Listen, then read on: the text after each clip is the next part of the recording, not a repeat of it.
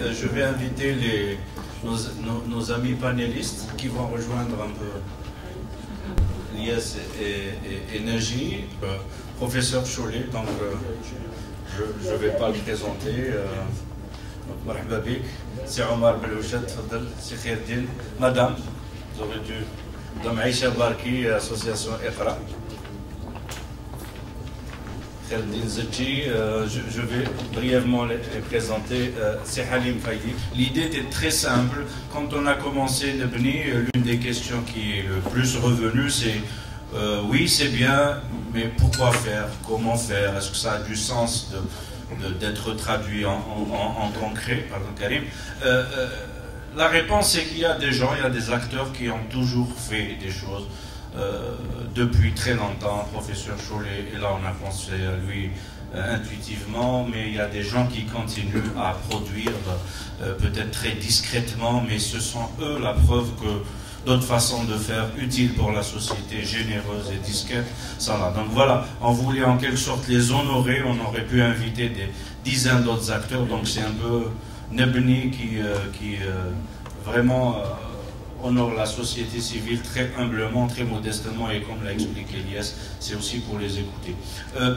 On a pris la décision un peu de commencer par évoquer le sujet qui revient le plus, même si c'est celui qui nous intéresse pas en premier particulièrement, c'est un peu comment faire en sorte, et je m'adresse à professeur Cholet pour avoir son sentiment là-dessus, peut-être après c'est Omar Blouchet, un peu comme, est-ce qu'il y a de la place pour une initiative citoyenne telle que Nebni aujourd'hui? Comment faire en sorte que la société civile puisse être écoutée et puisse contribuer au débat? Un de mes amis m'a rappelé que pendant les années 30 ou 40, il y avait un grand débat, un bouillonnement, que les oulémas rencontraient le Parti communiste, qu'il y avait des conclaves de débat dans les petits villages de Kabylie, qu'on l'a rappelé que les années 30, il y avait ce type d'échange. Personnellement, ça m'a interpellé. Est-ce qu'aujourd'hui, il y a de la place à ça dans un pays où tout est surpolitisé? Comment vous voyez, professeur Cholet, un peu les initiatives citoyennes, comment est-ce qu'elles peuvent contribuer à faire avancer les choses?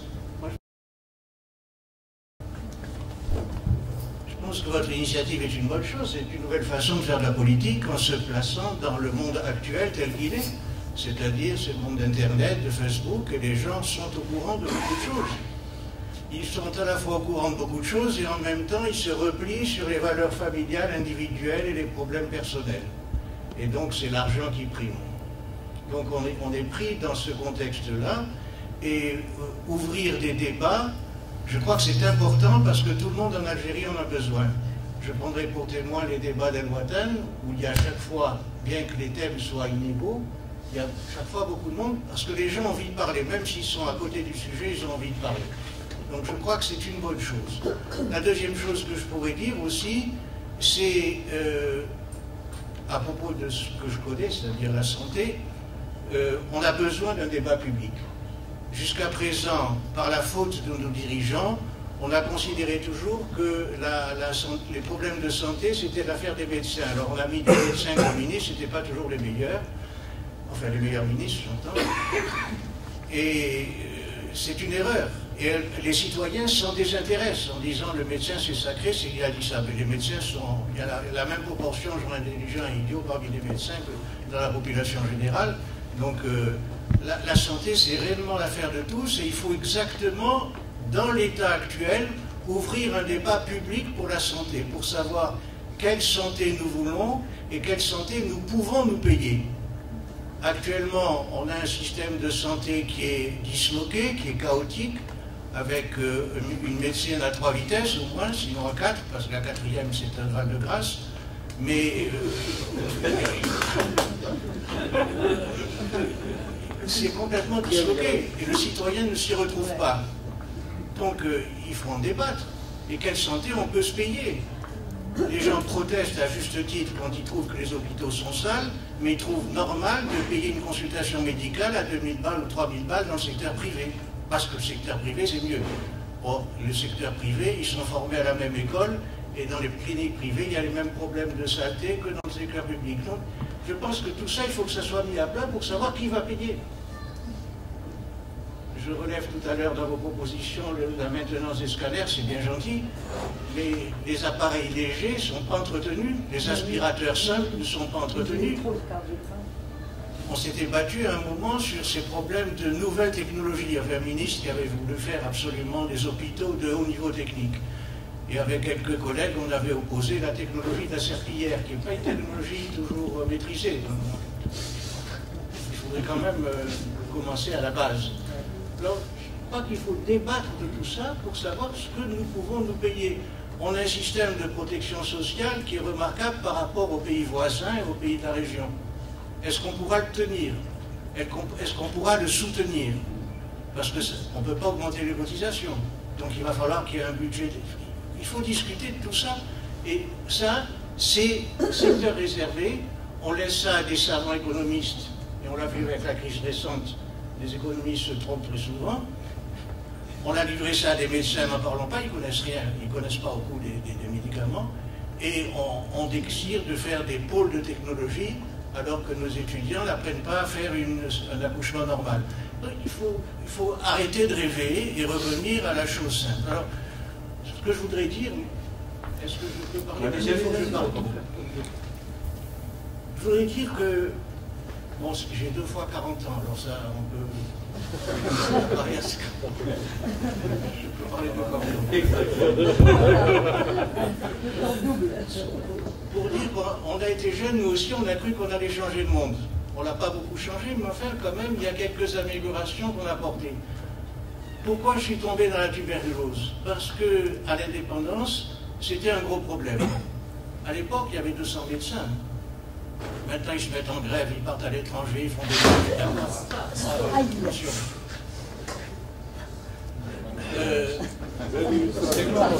Il n'est pas parti à l'étranger. Il n'est pas parti. Le problème, c'est qu'à l'époque, c'était un gros problème, et en plus, c'était un stigmate du sous-développement.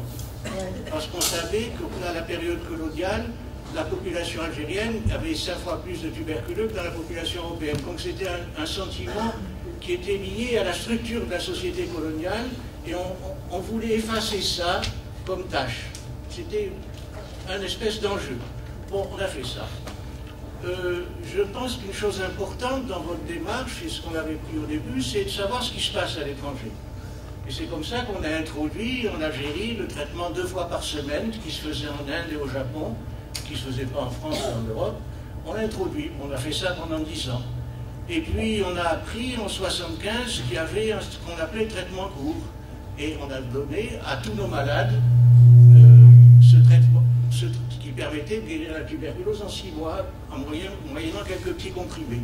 Ça a l'air idiot, mais c'est des mesures simples qui simplifient la vie des malades, parce qu'avant, ils étaient hospitalisés pendant 3 ou 6 mois, on leur piquait les fesses pendant 6 mois, on leur faisait des perfusions.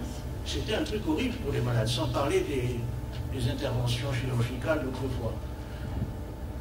Donc on a simplifié la vie, on les a traités à domicile, on a réussi ça.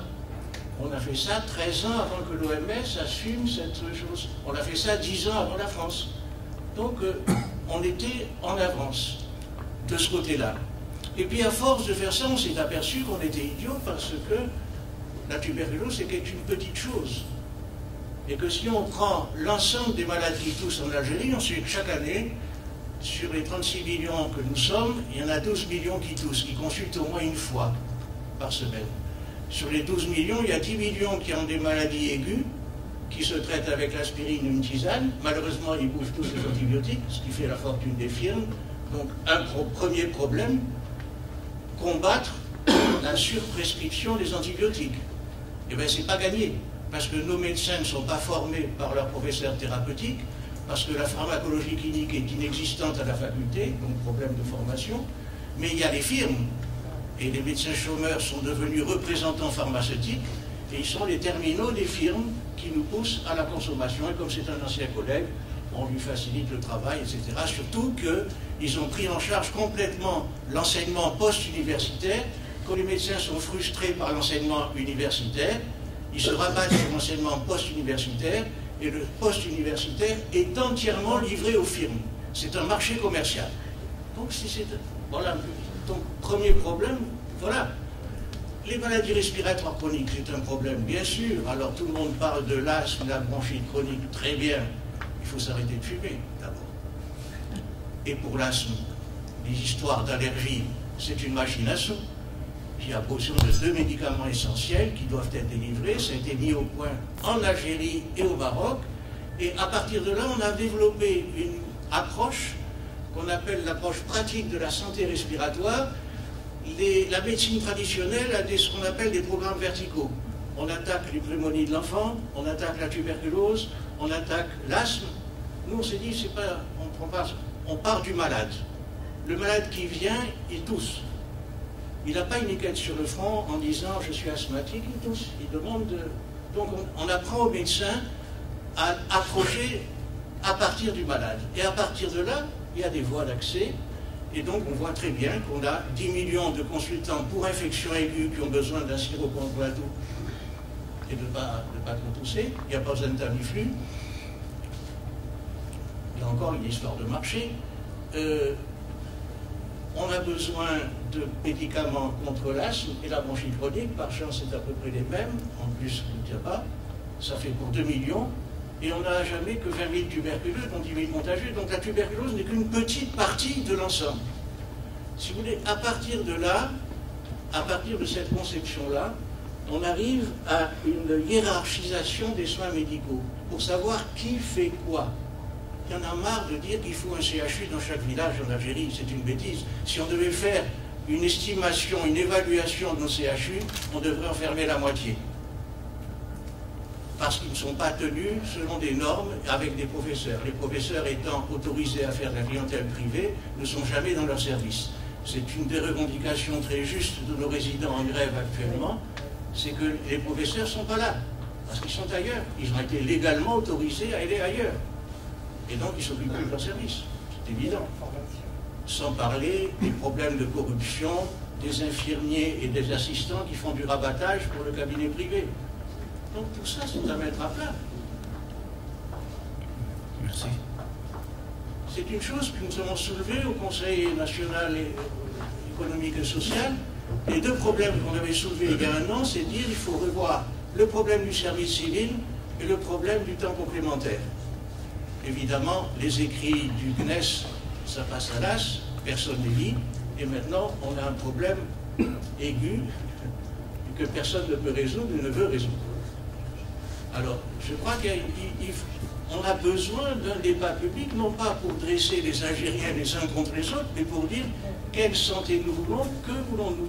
Et à ce moment-là, on définit par hiérarchie qu'est-ce qui peut être fait dans un centre de santé, de village, qu'est-ce qui peut être fait dans une polyclinique d'une grande commune, une daïra, qu'est-ce qui peut être fait dans un hôpital de premier niveau, qu'est-ce qui peut être fait dans un hôpital de wilaya, etc., etc. Mais on ne peut pas faire tout, n'importe où, comment. Donc il faut absolument. Et je pense que dans les propositions que je voudrais faire, dans les suggestions que vous faites, il y a quelque chose d'important, c'est qu'avec la transition démographique, les vieux comme nous, malheureusement pour vous, sont devenus plus nombreux. Donc il faut s'occuper des personnes âgées. Et ce n'est pas en construisant des hôpitaux gériatriques qu'on va régler le problème. C'est une des folies d'un des derniers ministres de vouloir faire des hôpitaux gériatriques. C'est pas sérieux. Ça se transformerait en asile. Le problème, c'est d'avoir dans chaque polyclinique des unités complètes qui s'occupent des personnes âgées. Et les personnes âgées, c'est pas si simple que ça, parce qu'ils ont à la fois du rhumatisme, ils ont à la fois une maladie de cœur, ils ont à la fois du diabète, ils ont de l'hypertension. Donc il faut une consultation pluridisciplinaire pour les prendre en charge. Piste que je vous ouvre. Je pense enfin, en dernier lieu, que s'il y a un débat à lancer, je passe sur les gadgets immédiats, améliorer l'accueil, d'accord. Des solutions de Croix-Rouge, très bien. Mais le problème de fond, c'est la carte sanitaire. La carte sanitaire qu'on définisse. Dans un service, il y a combien de professeurs? Il y a des services à Alger où il y a 6 professeurs. Pendant ce temps, à Patna ou à Tizi Ouzou, il y a des services universitaires qui sont tenus par des résidents. Donc, il n'y a pas de nomenclature. On ne sait pas. Deuxièmement, il faut une politique pharmaceutique nationale. Et troisièmement, il faut faire des comptes nationaux de la santé pour savoir qui paye quoi et à qui et pourquoi et quels résultats.